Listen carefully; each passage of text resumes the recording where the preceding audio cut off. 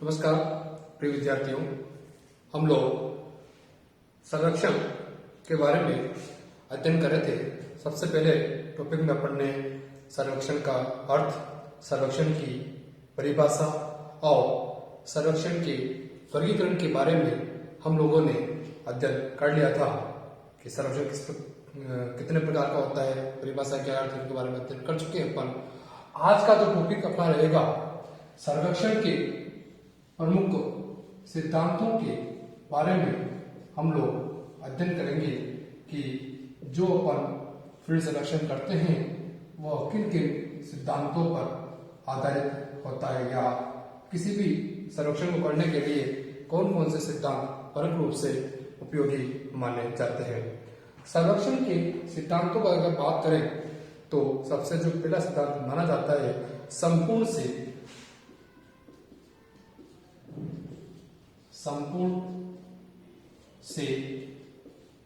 अंश की ओर क्रमिक संरक्षण करना।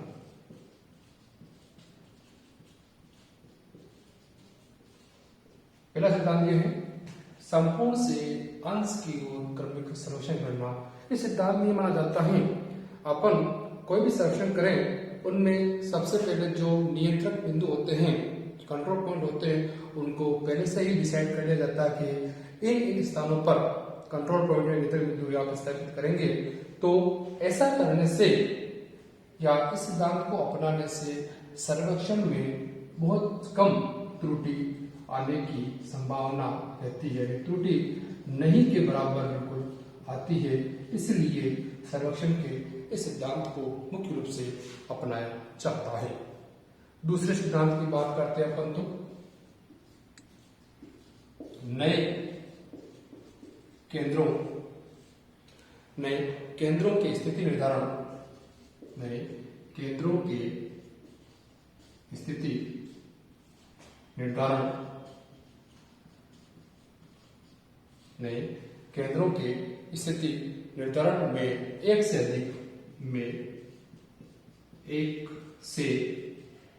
अधिक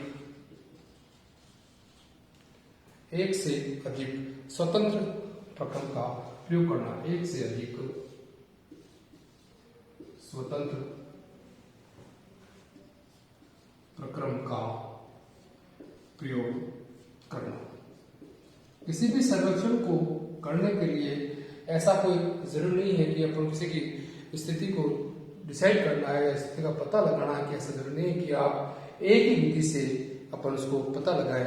अपन कह सकते हैं कि एक से अधिक विधियों का एक स्वतंत्र रूप से प्रयोग करके अपन संरक्षण करेंगे तो उसमें भी त्रुटि न आने के बराबर चांस रहेंगे। तीसरा जो सिद्धांत होता है मुख्य रूप से नियंत्रण का सिद्धांत, नियंत्रण का सिद्धांत। इस सिद्धांत में भी जो अपन सर्वे करते हैं, भले प्लेटेबल हो, भले थोडोलाइट हो, भले प्रिज्मेटिक हो, भले कोई सा भी सर्वे हो, ये सिद्धांत अपन बनाते हैं तो नियंत्रण सिद्धांत के अंतर्गत जो त्रुटि का जो संचयन है, त्रुटि का जो संचयन है, जो त्रुटि जो इकट्ठा होने की जो क्रिया है वह बिल्कुल न के बराबर होती रहती है। अपन सर्वे करते हैं उनमें जो कंट्रोलिंग पावर रखते हैं, कंट्रोलिंग बिंदुओं का ध्यान रखेंगे अपन तो त्रुटि का संचयन नहीं होगा। छोटी मोटी त्रुटि हो जाएगी, लेकिन जो बहुत ज्यादा त्रुटि जो होती है उसकी इकट्ठा करने की क्रिया या इकट्ठी त्रुटि या बहुत ज्यादा त्रुटि या बहुत ज्यादा एरर इसमें शामिल नहीं होता है। ये थे आपके 3 सिद्धांत। चौथे सिद्धांत की अपन बात करते हैं, बहुत ही महत्वपूर्ण सिद्धांत है ये आपका शुद्धता का सिद्धांत, कि किसी भी सर्वेक्षण को करने में शुद्धता का सिद्धांत बहुत ज्यादा भूमिका रखता है। अब शुद्धता के सिद्धांत में भी किन किन चीजों को हम लोग शामिल करते हैं, एक एक के बारे में अपन अध्ययन करते हैं। पहली बात उपकरण की माप कि सबसे पहली चीज कि उपकरण की माप जो है भी शुद्धता के सिद्धांत के अंदर शामिल होता है। जैसे हम लोगों को थोड़ोलाइट हो या प्रिज्मेटिक हो, इसमें कोई कोण पढ़ना है और इनमें जो मिनिमम जो इकाई की बात कर रहे हैं, मिनिमम मान इसमें 20 सेकंड ही, थोड़ोलाइट की बात कर रहा हूं मैं, इसमें 20 सेकंड ही अपन पढ़े जा सके और मान लीजिए उसमें अपन को 5 सेकंड भी पढ़ना है तो वह कोण हम लोग नहीं पढ़ पाएंगे, क्योंकि उपकरण की माप क्या एक निश्चित है। या फीते की बात करते हैं अपन या स्केल की बात करते हैं अपन, तो इसमें जो मिनिमम इकाई की बात करते हैं वो मिलीमीटर या उससे कम इकाई की बात करते हैं तो वो नहीं होती है, क्योंकि उस जो उपकरण को अपन यूज ला रहे हैं, उपयोग कर रहे हैं, उनका निश्चित मापन होता है। तो निश्चित मापन नहीं होगा तो शुद्धता नहीं होगी एक तरह से। दूसरी बात करते हैं उपकरण की माप की बात। दूसरा आता है आपका प्रांकन की सीमा। प्रांकन की सीमा। अब उपकरण की माप निश्चित है। अब मान लो कोई भी दूरी ली है आपने, जैसे मान लो 6 मीटर दूरी ले ली है। अब 6 मीटर दूरी को अपन मिलीमीटर या मीटर में या सेंटीमीटर में तब्दील करने का प्रयास करेंगे और स्केल मान लो 6.555 ऐसा कुछ आ जाती है, मिलीमीटर से कुछ छोटी इकाई भी आ रही है, तो उसको बनाने में या प्लॉट करने में बहुत ज्यादा हम लोगों को समस्या होती है, यानी कि प्रांकन की सीमा भी कुछ निश्चित मानी जाती है। अगले बात करते हैं, तीसरे की बात करते हैं। तो मैं अभी अपन शुद्धता के सिद्धांत की अगर की बात करें, उपकरण की माप करने की निश्चित होती है, प्रांकन की सीमा भी निश्चित कर रखी है, जिस शुद्धता का ध्यान रखना आवश्यक है। तीसरी बात करते हैं सर्वेक्षण का उद्देश्य। सर्वेक्षण का उद्देश्य कि हम लोग जो सर्वेक्षण कर रहे हैं, जैसे एक सदन की बात करें, हम लोगों ने प्लेन टेबल आपने 12वीं कक्षा में पढ़ा होगा, प्लेन टेबल सर्वे किया अपन ने, कोई एक स्कूल का मैप बना दिया या नदी नाले का या कुछ ग्रामीण का नक्शा बना दिया, तो वो उद्देश्य इतना महत्वपूर्ण नहीं रखता है। लेकिन कोई भू संपत्ति मानचित्र हो या इंजीनियरिंग के उद्देश्य से कोई सर्वेक्षण किया जाए तो उसमें आपकी शुद्धता बहुत ज्यादा मायने रखती है। बाकी तो आप छोटा मोटा आप प्रैक्टिकल के हिसाब से सर्वे करो या अपने शीट बनाने के हिसाब से सर्वे करो, उसमें भी शुद्धता नहीं चाहिए, लेकिन इंजीनियरिंग और भू संपत्ति का आप जो सर्वेक्षण करोगे उनमें शुद्धता की मात्रा ज्यादा होनी चाहिए। अगली बात करते हैं क्षेत्र के स्वरूप के आधार पर, क्षेत्र के स्वरूप कह दो या प्रकृति कह दीजिए।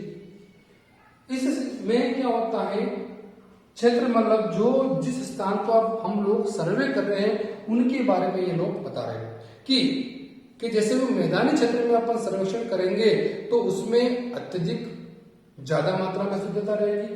वनिस्पत कोई पठारी या पहाड़ी क्षेत्र में या उबड़ खाबड़ क्षेत्रों में अपन सर्वेक्षण करेंगे तो वहां पर शुद्धता की मात्रा क्या होगी, कम मात्रा में होगी। तो इसलिए अधिकांश हम लोग जो सर्वे करते हैं तो सबसे पहले ये कहा जाता है कि ऐसे स्थानों का या ऐसे स्थान पर अपन को सर्वे करना है कि धरातल क्या हो, समतल हो, वहां पर शुद्धता की मात्रा ज्यादा होती है। अगली बात करते हैं उपलब्ध समय। उपलब्ध समय भी शुद्धता सिद्धांत में बहुत ज्यादा भूमिका अदा करता है। कि मान लीजिए आपको कोई सर्वेक्षण दिया है, जैसे थोड़ा बहुत ज्यादा बलिष्ठ सर्वेक्षण मानते हैं अपन, इसको कह दिया कि आपको आधे घंटे में सर्वे करना है, तो आधे घंटे में जब आप सर्वे करने का प्रयास करोगे तो वह कहीं ना कहीं शुद्धता को अशुद्धता में शामिल कर देगा। लेकिन उसको कहे आप थोड़ोलाइट को कि 3 घंटे में 4 घंटे में आराम से इसका मानचित्र बना के लाइए तो सारी शुद्धि बन जाएगा। यानी कि समय की जो उपलब्धता है वह इंस्ट्रूमेंट के अनुसार होनी चाहिए। जिस भी सर्वेक्षण करते हैं समय ज्यादा होगा तो उसमें शुद्धता ज्यादा मात्रा होगी, और कम समय को आप करोगे तो शुद्धता न के बराबर होगी, इसमें अशुद्धता ज्यादा हो सकती है। अगली बात करते हैं छठे रूप में उपलब्ध संसाधन। उपलब्ध संसाधन यानी कि संसाधन की मात्रा कम होना भी अशुद्धता को मान सकते हैं। कि मान लीजिए प्लेन टेबल हम लोग सर्वेक्षण कर रहे हैं और उनमें मान लो फीता अपने पास में नहीं है या रेंजिंग रोड अपने पास में नहीं है, तो मापने में मुख्य समस्या आएगी या ऑब्जेक्ट को देखने में अपन को समस्या आएगी। तो समस्या आएगी तो क्या होगा, यहाँ पर शुद्धता सिद्धांत लागू हो जाएगा, असुद्धता इसमें शामिल हो जाएगी। और लास्ट बात करते हैं सतत सजगता। सतत सजगता। इसका तात्पर्य होगा कि हम लोग सर्वेक्षण कर रहे हैं, भले कोई सा भी प्रिज्मेटिक टेबल हो, थोड़ा लाइट हो, डंपी लेवल हो, जो भी हो, उनमें सर्वेक्षणकर्ता को हमेशा बिल्कुल सजग रहना चाहिए कि ऐसा नहीं कि इंस्ट्रूमेंट से आप छेड़खानी कर रहे हो या कौन गलत पढ़ रहे हो या गलत पढ़ रहे हो, तैयार नहीं हो अपने आप में, तो वह भी क्या होगा, शुद्धता के सिद्धांत को लागू नहीं होने देगा। इन सिद्धांतों के अलावा सर्वेक्षण सिद्धांत में हमने 4 पढ़ लिए, इनके अलावा भी प्रमुख सिद्धांत और है, उनके बारे में हम लोग अध्ययन करते हैं। देखिए अगली बात करते हैं 5वें सिद्धांत के रूप में। 5वां स्वतंत्र जांच का सिद्धांत। शुद्धता के सिद्धांत के बाद में हम लोग अध्ययन करते हैं स्वतंत्र जांच का सिद्धांत। इस सिद्धांत में क्या होता है? इस सिद्धांत में जब सर्वेक्षण कार्य में नियंत्रक बिंदु, जांच बिंदु, उनकी दूरियां जो हम लेते हैं, जो पूर्व में अपन डिसाइड कर लेते हैं कि इसकी दूरी लेंगे अपन, इस कंट्रोल बिंदु को लेंगे या जांच बिंदु को लेंगे अपन, जब अपन उसको प्लॉट करेंगे, जब उसको मानचित्र में बनाएंगे, उस समय पुनः वापस उन दूरियों को देख लेना चाहिए कि हम लोगों ने जैसे मान लो 50 मीटर दूरी ली तो उसको देख लिया कि 50 मीटर ही आ रही नहीं आ रही है, कोण मान लो 200 डिग्री आ रहा है, तो देख साथ साथ देखते चलिए आप कि 200 डिग्री का कोण के 220 का कोण तो नहीं है, तो क्या कहेंगे, स्वतंत्र जांच सिद्धांत लागू होता रहेगा तो आपका सिलेक्शन बिल्कुल सही होगा। इसके बाद बात करते हैं सुरक्षा का सिद्धांत। सुरक्षा का सिद्धांत, अब सुरक्षा के सिद्धांत में आप सोच रहे होंगे जैसे सर्वेक्षण में सुरक्षा किसे करनी चाहिए। सुरक्षा के सिद्धांत में दोनों चीजों की, दोनों चीज किस की, एक तो होगी आपकी सर्वेक्षणकर्ता जो सर्वेक्षण कर रहा है उनकी सुरक्षा, और एक होगी उपकरण की सुरक्षा। उपकरण की सुरक्षा जो लोग सर्वेक्षण कर रहे हैं, जैसे मान लीजिए किसी भी इंस्ट्रूमेंट के माध्यम से रेलवे पटरी के आसपास आप सर्वेक्षण कर रहे हैं, हम लोग सर्वेक्षण करने में ध्यान है और इधर से मान रेल आ गई, दुर्घटना घट जाएगी, या नदी के किनारे अपन संरक्षण कर रहे हैं, थोड़ा सा भी अपन सजग नहीं रहे, ध्यान भटका तो संरक्षण करता डूब सकता है। या उपकरण की बात करें, ध्यान से अपन संरक्षण नहीं करते हैं, थोड़ी सी हंसी मजाक की अपन ने, उपकरण के हाथ लग गए या हाथ को ऐसा कुछ हो गया, उपकरण टूट जाएगा। तो सुरक्षा का सिद्धांत भी सर्वेक्षण के सिद्धांत के अंतर्गत मुख्य रूप से शामिल होता है। अगली अपन बात करते हैं 7वां सिद्धांत और अंतिम सिद्धांत, दोहराने का सिद्धांत। दोहराने का सिद्धांत प्रश्न पूछा जा चुका है ये एमए फाइनल के पेपर में कि दोहराने का सिद्धांत क्या होता है, किससे संबंधित मान सकते हैं। यह दोहराने का सिद्धांत का तात्पर्य यह है इसका, या इस सिद्धांत में, या इस सिद्धांत तात्पर्य यह है इसका उपयोग तब किया जाता है तब कोई भी आदमी उस चीज को भविष्य में वापस उसमें कोई ना कोई बदलाव कर सके, यानी कि दोहरा सके उसको। जैसे सर्वेक्षण विभाग, भारतीय जो सर्वेक्षण विभाग है, उन्होंने कोई मान लो टॉपरशीट बनाई है, हम लोग उपयोग करते हैं, मान लो उनमें कोई अपन को और कोई ऐड करना है, प्लस करना है, माइनस करना है, तो अब हम लोग या सर्वेक्षणकर्ता जो लोग हैं, जो कर्मचारी लोग हैं, उनको और ज्यादा मॉडिफाई कर सकते हैं, उनमें बदलाव कर सकते हैं। या अगली बात कर जैसे एयर फोटोग्राफ से 2000 में सन 2000 कोई एयर फोटोग्राफ लिया हो और आज अपन एयर फोटोग्राफ लेते हैं तो उस इमेज में इस इमेज में फर्क आएगा। या सैटेलाइट इमेजिंग कि सन 2000 में जो इमेज ली अपन ने, उपग्रह प्रतिबिंब लिया, वर्तमान में चेंज हो जाएगा आपका। तो दोहरा स्थान हो गया कि भविष्य के लिए और अपन कुछ न कुछ उसमें जोड़ सके या उसमें कोई परिवर्तन करना चाह सके, तो उसे अपन कहेंगे दोहराने का सिद्धांत। हम लोगों ने आज के जो टॉपिक में मुख्य रूप से बात की, अपन ने सर्वेक्षण के सिद्धांत में मुख्य अपन ने 7 सिद्धांतों की अपन बात की थी। पहले सिद्धांत की बात की तो संपूर्ण से अंश की ओर क्रमिक रूप से संरक्षण करना। दूसरा था कि स्थिति निर्धारण करने में एक से अधिक प्रक्रमों का उपयोग करना। और तीसरी बात की मैंने नियंत्रण का सिद्धांत। चौथी बात की शुद्धता का सिद्धांत। पांचवी बात की मैंने स्वतंत्र जांच का सिद्धांत। छठी जो बात कर चुके हैं सुरक्षा का सिद्धांत। और लास्ट में अपन लोगों ने बात की दोहराने का सिद्धांत। ये थे आज के टॉपिक के थे संरक्षण के सिद्धांतों की मुख्य बातें। अभी अपन बात करते हैं इस संरक्षण के सिद्धांत के बाद में एक सिंपल सा टॉपिक और इसमें पढ़ते हैं अपन सर्वेक्षण की अवस्थाएं। सर्वेक्षण की अवस्थाएं कि स्टेज ऑफ सर्वेइंग कि जो सर्वे करते हैं तो किन किन अवस्थाओं से हम लोगों को गुजरना पड़ता है। देखते हो सर्वेक्षण की अवस्था कि सर्वे करेंगे तो कौन कौन स्टेज अपने सामने आए। सबसे पहले बहुत इंपॉर्टेंट है सिंहावलोकन।